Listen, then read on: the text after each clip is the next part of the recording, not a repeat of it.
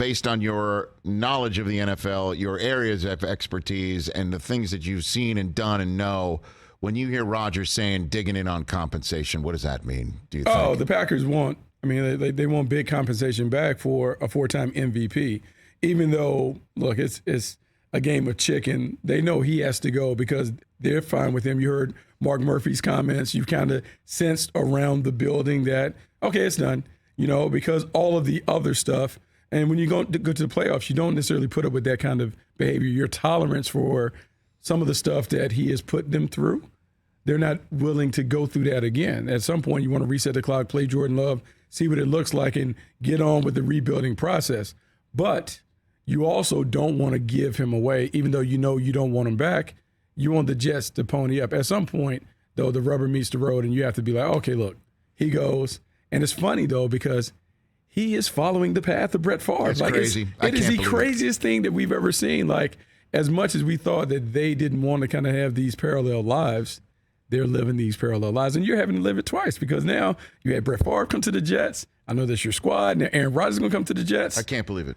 The two things that I can't believe it is, number one, that the thing that disappoints me for the Jets is that they're still in a position of needing the all-time great Packer to come to them, and that they when the all-time great Packer is in the midst of a divorce. Yeah. Favre's was far messier than what we're seeing right now. I know a lot of folks are thinking that Rodgers is a diva and he just was dragging it out and all that. There's nothing compared to what Favre did, like showing up after saying I'm out, coming back in June to say I'm back. That whole you've turned the page 2 months. Guess what? I'm back. Get out of here with that. So Brockman over there and my other guys were like saying, he's the most relevant player the Jets have had, in your lifetime, and you're gonna sit here and draw the line at 2 firsts. And I'm like, hell yeah. Absolutely. Joe Douglas has got to say, at some point, you have him back then. Yeah. You put him back in your building and on your cap and in your roster and you take him back. Yeah, well, because Joe Douglas has that leverage because it's clear that the Packers don't want him back. And so you don't want to give up 2 firsts for a guy who may only play 1 additional year, maybe 2 years. He really sets you back in the rebuilding process because without those 2 first-round picks, we talk about first-round picks being the nucleus, the core of your foundation for your team going forward. And so you give that up for an aging quarterback who, by all accounts, he didn't play great last year. He was fine, but he wasn't great.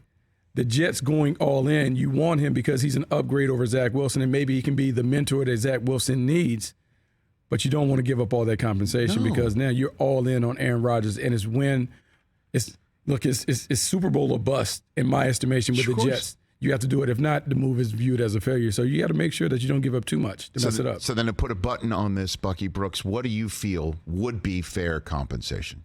I would have a hard time giving up a first-round pick for him just because he's 39 years of age. How long is he going to play? If he only plays 1 year, that first-round pick, you talk about 5 years of compensation, draft capital, all that stuff that you're giving away because the first-round pick you have control for 5 years. Yes. That's a lot. Top of the second round, multiple second-round picks or whatever, I'm fine. But I can't give up a first-round pick for Aaron Rodgers at this stage, even though I think it's a win-win for the Jets.